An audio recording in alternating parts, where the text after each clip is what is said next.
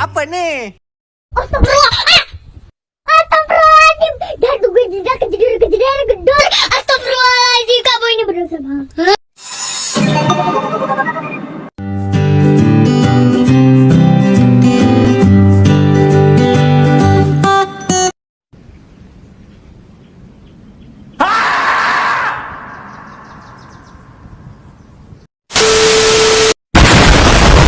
Let's go guys, I know with the player and well black as you can see, look at that little bug. Let's go, eat. Assalamualaikum warahmatullahi wabarakatuh. Perkenalkan, nama saya Dwi Usutun Hasanah, saya dari Prodi Pendidikan Ekonomi semester 2 Fakultas Ilmu Pendidikan. Jadi di sini saya akan menjelaskan pengertian dari elastisitas dan jenis-jenis elastisitas permintaan. Baik, langsung saja yang pertama kita akan membahas yang pertama yaitu pengertian elastisitas. Elastisitas dalam konteks ilmu ekonomi berarti tingkat kepekaan perubahan permintaan dan penawaran akibat faktor lain. Tolak ukur kepekaan itu berupa perbandingan persentase perubahan jumlah barang yang dibeli atau dijual dengan persentase perubahan faktor lain, seperti harga barang tersebut, harga barang lain, dan tingkat pendapatan. Yang berikutnya yaitu pengertian dari elastisitas permintaan atau price elasticity of demand adalah tingkat kepekaan perubahan jumlah barang yang dibeli terhadap perubahan harga barang tersebut.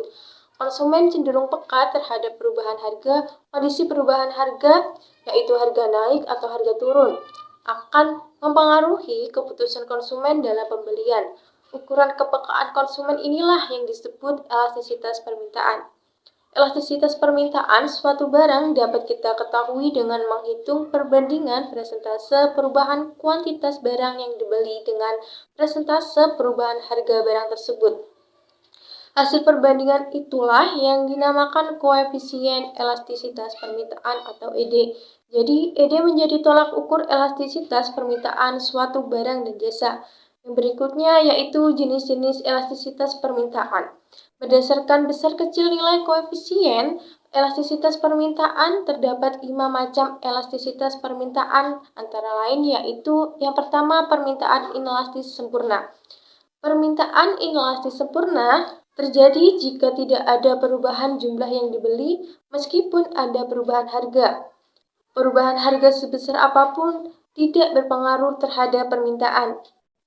Biasanya kasus permintaan inelastis sempurna terjadi bila konsumen tidak memperdulikan harga barang karena kebutuhan yang harus dipenuhi.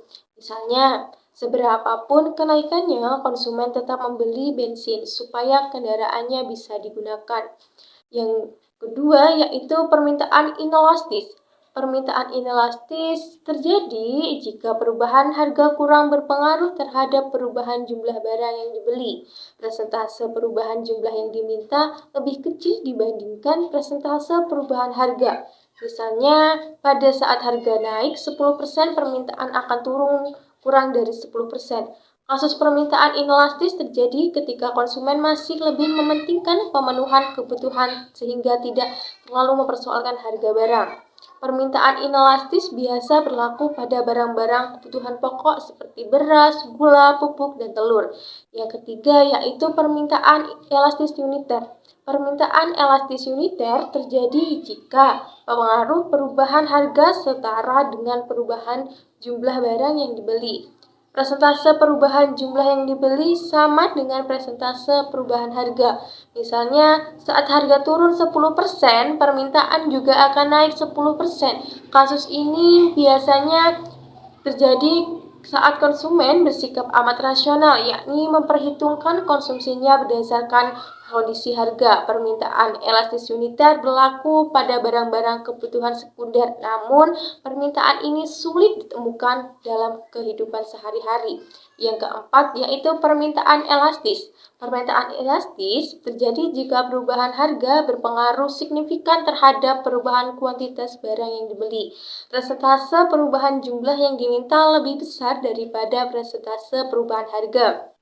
Misalnya ini, apabila harga turun 10%, permintaan akan naik lebih dari 10%. Kasus permintaan elastis terjadi, konsumen cenderung sensitif terhadap perubahan harga sekecil apapun, misalnya pembelian barang-barang mewah seperti mobil limited edition, perangkat elektronik canggih, dan perhiasan. Yang terakhir atau yang kelima yaitu permintaan elastis sempurna. Permintaan elastis sempurna terjadi apabila jumlah barang yang dibeli berubah-ubah meskipun tidak ada perubahan harga.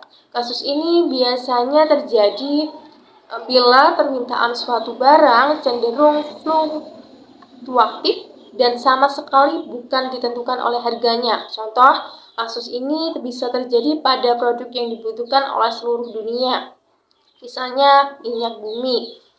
Jadi, dari kesimpulan ini, secara umum, elastisitas harga atas permintaan harus menjadi pertimbangan penting dalam merumuskan produk dan strategi pemasaran, bukan hanya menjadi dasar penetapan harga. Faktor penting yang harus disadari adalah elastisitas harga dari kelompok pelanggan yang berbeda akan berbeda. Oleh karena itu, pemasaran, penetapan harga, dan bundling Anda harus berbeda. Ingat, pada akhirnya, penetapan harga adalah proses di mana Anda mengintegrasikan ke dalam lintasan pengembangan perusahaan untuk meningkatkan keuntungan bisnis. Sekian materi yang saya jelaskan. Apabila ada salah kata dan kekurangan, saya mohon maaf. Saya akhiri. Wassalamualaikum warahmatullahi wabarakatuh.